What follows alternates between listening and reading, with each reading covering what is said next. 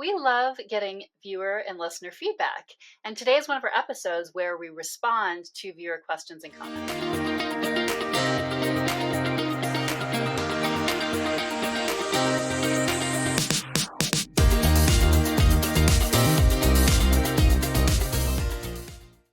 Hey everyone, we're Nick and Sonia, and this is Dyslexia Journey. And as I said in that intro, we are about to dive into a viewer question and also a comment. Before that, I would just want to encourage you to also respond, whether that's comments in the comment section or whether that's by actually emailing us. So our email is parentingdyslexiajourney@gmail.com, and we'll put that in the description box as well. But don't hesitate to reach out. We like to respond as best we can to your questions and ideas for other episodes. Any of that, we would love to hear from you. Yeah, so getting into it, today we're going to start with an email that we received from a listener. And this person wrote, "I'm fairly certain my daughter is dyslexic, but it's been very difficult to get a diagnosis. There aren't a lot of places to help with diagnoses, and because she's so young, 9, everyone has said to hold off. But she fits all of the criteria and is already repeating 3rd grade. It's hard because her self-esteem has taken a hit already, and I'm just trying to get her as much support as possible. I'm just looking to find a way to help her teachers and myself understand the way her brain works so we can help her learn as much as possible. Any tips on trying to help push the diagnosis along would be really appreciated." Yes, and we'll take it step by step so we can respond to different parts of this. And we did redact some of the information just for privacy reasons. Yes. But there's a lot in there actually to respond to. So let's go ahead and so take it we'll step start by over, step. and this time, rather than reading the whole thing, we'll stop periodically to comment. Yeah, so I'm fairly certain my daughter is dyslexic, but it's been very difficult to get a diagnosis. So first thing is, we always say, trust your instinct, trust your gut. Yeah. So for all the parents out there, if you think that your child is dyslexic or has a learning difference, you're probably right. You need to follow your instinct. Mm-hmm. You should definitely push that. Don't listen to people when they tell you that it's nothing to worry about. Right. So definitely want to encourage that. And sometimes, occasionally, one even has to get a second diagnosis. That was in our case. We'd had, I don't think it was ever like quite a full assessment the regular way, but like we'd had some various kinds of assessments along the way. And it wasn't until our daughter really had the full assessment at the Gifted Development Center, which does like all kinds of panels, and you're comparing, sort of regular testing with more time and things like that. That really, really full panel. It took a couple of days actually to do it fully. Not 8 hours a day, but it was quite a few hours a day, maybe 5 or something. It took that to actually get it in that case. And it may have been partly because she has the less common kind of dyslexia, which people often call surface dyslexia. But in any case, for whatever reason, if sort of an initial assessment also doesn't seem to go far enough, I would encourage you to try somewhere else just to get a second opinion, or try a different, more extensive test, something like that. Yeah, like you as the parent, you know better than the experts about your own child. All right, so the next sentence here says, there aren't a lot of places to help with diagnosis, and because she's so young, 9, everyone has said to hold off. No. Yeah, don't hold off. Don't hold off. Well, and I would just say the one more sentence here too, but she fits all the criteria and is already repeating 3rd grade. Yes, do not hold off. Like, not to give, we always try to also give hope to people if it has been a very late diagnosis, but it's still better. It's still much better to get it done earlier, because they just have that time, when they're younger and first getting set in their patterns, even with reading and how they're approaching it, to use the correct techniques that are going to really help. Yeah, and this is one of the biggest, and actually we fell victim to this ourselves with our daughter, is we kind of kept thinking, she's just a late reader. She'll just maybe pick it up later. And that's just not how it works when you have dyslexia. Right. And there can be very well-meaning people who say, just some people just need a little longer to develop and that kind of thing. Right. But I can't say that's never happened in the history of the world, but I've personally never heard of a case where it wasn't actually something else going on. Right. Especially when there's that gut instinct with the parent that the way it's going is not quite right. It's not like just that they're not interested. I think maybe if that ever were true, it'd be like the kid isn't interested because they just want to be outdoors all the time or something, like, and you can really see that when they do sit down to do it, it seems to make progress, but they're just not spending the time, something like that. Right. But in this case where there's any struggle, it's really important to, to realize that it's not normal.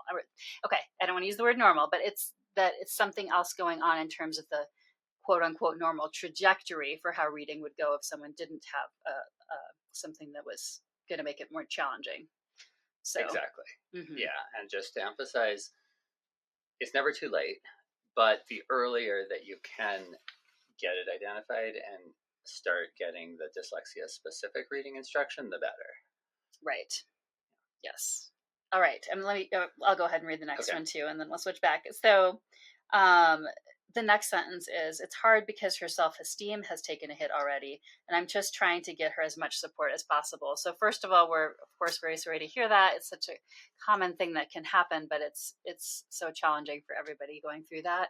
And yet another reason to hopefully get the diagnosis as soon as possible. Again, plenty of people heal from sort of the trauma of going through this kind of thing later as well. So not to say you can't later, but of course if we can prevent a lot of it too, or stop it sooner, that's good too. Yeah, and this is definitely something that that our daughter went through around a little bit younger than that actually, and then pretty much every parent we've talked to of a dyslexic kid, and pretty much every dyslexic adult has described periods of time where their self-esteem has really taken a hit. So, there have been like one or two exceptions, and at least one of them, the person, it is true that they were identified very young. That's true. Yeah, so, like 5 or 6. Yeah. But but again, with the self-esteem taking a hit, I guess have heart. Of course, we want to try to prevent as much as possible going forward, and try to make things help it along immediately. But just to know that those people did make like they made it to having better mental health later and stuff. So it's still possible to heal later as well. And a few quick pieces of advice to help your child with their self-esteem issues. One is to play to their strengths. People like to call this sometimes a strengths first approach. There's other ways that people talk about it, but basically reading and writing and the things that dyslexia makes challenging is not all there is to life. And so hopefully your child has interests, things they like doing, things that they are good at. Maybe it's a sport, maybe it's art, maybe it's music. So really giving them the opportunity to do those activities and just enjoy them without the pressure. And then also reminding them and sort of emphasizing that they are good at those things or that thing.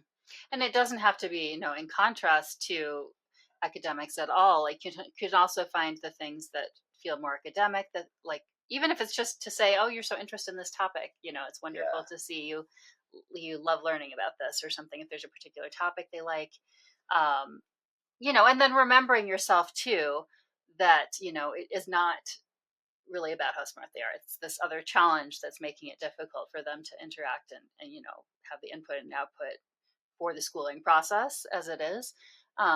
So it helps. And I think honestly, having that knowledge yourself goes a long way to not conveying, somehow that you think that they're not smart in some way too. Right. And to emphasize that point even further, even without a formal dyslexia accommodation, you can introduce the concept of neurodiversity, which means that everybody's brain is different, and every person, every brain has strengths and weaknesses, and your child's brain might not be as adept as other people's at learning to read and write, but your child has other strengths. Right, exactly. And if it helps to point to people who are more famous and have said that they're dyslexic, sometimes that can be useful just to for them to sort of see, like, oh yeah, like it normalizes in a way, right? If they somehow don't happen to know someone else who's dyslexic, although they very well may, because I think it's about 20% of 1 in 5 who are on have it to some degree, or have that variation of the brain. I like saying have it because it still gets back into sounding like it's like a disease or something. Right. But it's just language wise a little tricky to talk about. So have it in the sense of have their kind of brain. But sometimes so if they somehow don't know someone for whatever reason, because sometimes people still are quiet about it, or because sometimes as kids get older, actually they know more, like which other kids have accommodations, but especially when they're younger they might not know that as much, and just because the diagnosis is unfortunately still lagging behind what it should be. Right. And then our last tip is, hopefully, even without formal accommodations, especially in the lower grades, elementary school, hopefully, as a parent, you can work with the school and work with the teachers and get maybe some informal accommodations, make the teachers aware of what's going on. Hopefully, they will be accommodating, even if it's not official, legally required accommodations. Right. And I mean, and then I guess our other advice, which we sort of felt unique and we felt pretty extreme, and like changing schools and pulling our kid out, things like that, but we're finding it's actually like not that uncommon that happens. If you really feel like the environment that your kid is in for some reason, especially after attempting to talk to them and make changes, isn't working, to really try to consider something else, whether that's a different school even within the same system that people think just seems more sympathetic, some private school if it's possible to pay for it, or if it's possible to get a scholarship, but just worth considering something like that. And sometime in the future we're going to talk a little more about homeschooling. That can definitely be an option, but there's definitely, of course, challenges to it just in general, and specifically with helping out and teaching your dyslexic kid. But anyway, so those are our thoughts. Lots of thoughts on that with the self-esteem specifically. Yeah. So then, to kind of finish this out, the last part of this was, I'm just trying to find a way to help her teachers and myself understand the way her brain works so we can help her learn as much as possible. Any tips on trying to help push the diagnosis along would be really appreciated. So I guess our first tip there is, for everyone who hasn't listened to or watched already, go back, who's in this kind of situation especially, go back and watch our interview with Laura Hennigan. She's an attorney, a special education attorney, and she really lays out what your legal rights are, which are, to us at least, surprisingly more helpful than we realized. Right. And in the second part of the interview, we divided that one into two because there was so much there. She also kind of goes through the different stages, including like how to, it's not like an adversarial approach whatsoever. It's sort of like tips also on like what to bring to sessions that you may have with the school or with the teachers. So it's just really, really helpful episode that's probably worth listening to more than once. Definitely. And then just to pull one piece out of that, if you're kind of asking informally, schools, so basically the schools have an incentive to not get your child identified generally. And so they're going to tend to try to delay, not always, but, as sort of a general rule. But we're not lawyers, don't take this as legal advice, but if you suspect something's wrong and you request a assessment in writing, I believe that in the U.S. they are legally obligated to address that. Right. So in any case, a lot of different pieces to what you asked, but we really appreciate the question. I think it's really always helpful when we hear sort of these case studies, out in the wild, as they say, because it brings out sort of the nuances and sort of the different things that come together, right? Like sometimes we've just for clarity try to talk about different aspects of the journey at a time, but really like we're navigating and they're interacting all at once. Anyway, so thank you so much for that question. We're going to move on now to a comment that was a tip in this case. Yeah, so this is just a quick comment from YouTube. A tip for screen reading, there are now specialist fonts designed for dyslexia. I used Open Dyslexic, which is free and works great for me, but you could find one on your PCs/phones existing font options that works better, and then make it the default for you. Such a simple change that can make a big difference. Yeah, which is great. So we will definitely put that information in the description box as well. Yeah. Thank you so much for sharing that tip. We had not heard about that No. yet, but it is true. It's true that certain fonts are better or worse Yeah. for dyslexic people. So, all right, thanks everyone. And again, don't hesitate to reach out either in the comments or at our email, which is parentingdyslexiajourney@gmail.com.